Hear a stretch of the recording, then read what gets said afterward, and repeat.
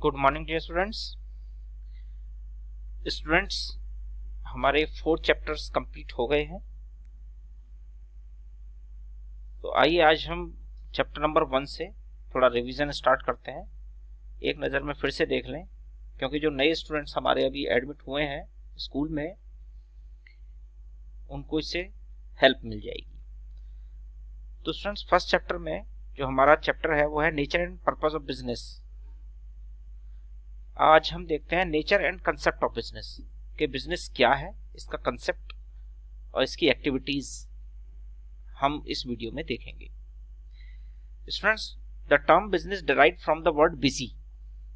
Thus busy means being busy. However, in a specific sense, business refers to an occupation in which people regularly engage in activities related to purchase, production or sale of goods and services with a view to earn profit. The activities may consist of production, or purchase of goods or sale or exchange of goods or supply to satisfy the needs of the customers or the peoples. Students, business में 2 words हैं।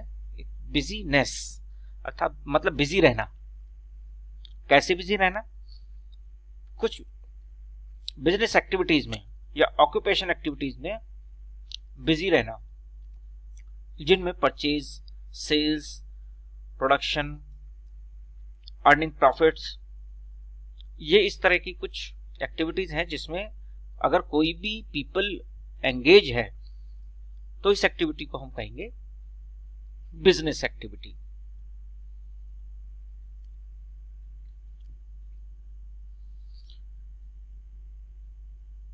देखते हैं characteristics of business activity. जो business activities हैं उनके क्या characteristics हैं, यानी बिजनेस के क्या कैरेक्टरिस्टिक्स हैं। Number 1, an economic activity. आप जानते ही हैं किसी भी बिजनेस एक्टिविटियों को या किसी भी एक्टिविटी को 2 पार्ट्स में हम डिवाइड कर सकते हैं, इकोनॉमिक एक्टिविटी और एक non economic activity. Economic activities वो एक्टिविटीज जो मनी अर्न करने के लिए की जाती हैं, और नॉन इकोनॉमिक एक्टिविटी वो एक्टिविटीज हैं जिसमें मनी का कोई मैटर नहीं होता। बिजनेस जो किया जाता है स्टूडेंट्स, वो प्रॉफिट अर्न करने के लिए किया जाता है। इट मीन्स ये एक इकोनॉमिक एक्टिविटी है। प्रोडक्शन और procurement of goods and services. Goods और सर्विस जो हैं उनको प्रोडक्शन के लिए, उनके प्रोक्योरमेंट के लिए, उनकी होल्डिंग के लिए ये सर्विस की जाती हैं। यानी कि जो बिजनेस करते हैं, बिजनेसमैन हैं, वो बिजनेस करते हैं, वो अपने पास में सामान रखते हैं, प्रोडक्शन करते हैं, सेल्स करते हैं, परचेज करते हैं, तो इस तरह की एक्टिविटीज वो करते हैं।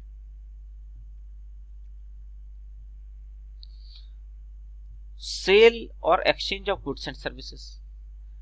जो बिजनेस एक्टिविटीज में उसमें सेल होता है या एक्सचेंज होता है गुड्स और सर्विसेज का। Next, dealing in goods and services on regular basis. Students, अगर गुड्स और सर्विस की जो डीलिंग है वो सिंगल टाइम होती है तो हम उसको बिजनेस नहीं कहेंगे, और अगर रेगुलर बेसिस पर होती है तो हम उसको बिजनेस कहेंगे।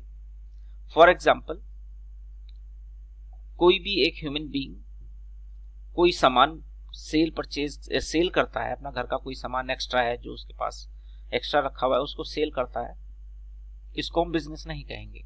लेकिन उसी सामान का वो रेगुलर बेसिस पर सेल परचेज कर रहे और उसको प्रॉफिट अर्न हो रहा हो तो हम उसको बिजनेस कहेंगे।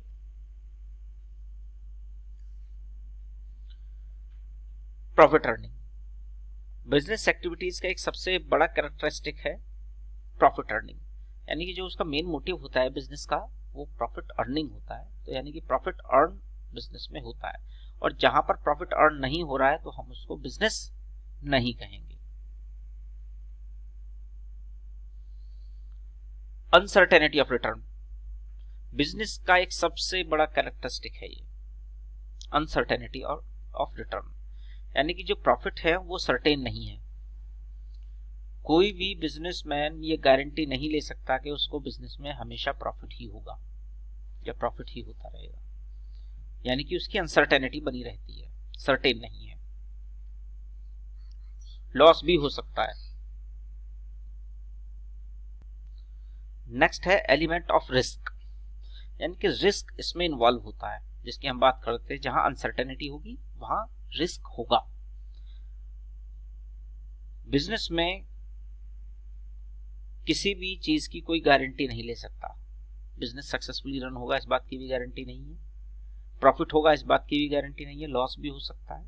यानी कि बहुत सारे आइटम जो हैं वो अनसर्टेन है, ये इवेंट्स हैं वो अनसर्टेन है, और जहां अनसर्टेन होंगे वहां पर रिस्क इन्वॉल्व होगा ही।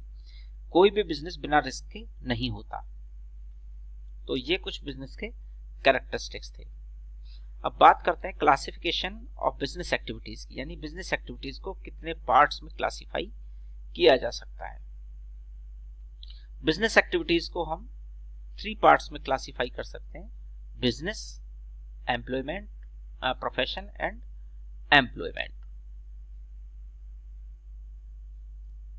स्टूडेंट्स, इसको हम इस चार्ट से हम इजीली समझ सकते हैं, हम इस चार्ट में ही समझा देते हैं आपको।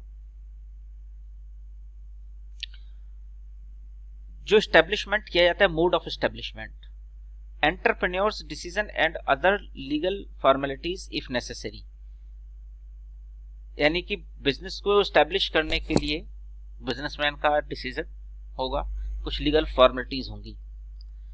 प्रोफेशन को एस्टेब्लिशमेंट करने के लिए, प्रोफेशन को एस्टेब्लिशमेंट करने के लिए membership of a professional body and certificate of practice, यानी कि जो भी प्रोफेशनल बॉडी होगी हम उसको, उसके साथ में हमको उसकी मेंबरशिप चाहिएगी और उसका एक सर्टिफिकेट भी हमको उसकी जरूरत होगी। बात आती है एम्प्लॉयमेंट की, employ appointment letter and service agreement. इसके लिए हमको अपॉइंटमेंट लेटर और सर्विस एग्रीमेंट चाहिए एम्प्लॉयमेंट के लिए।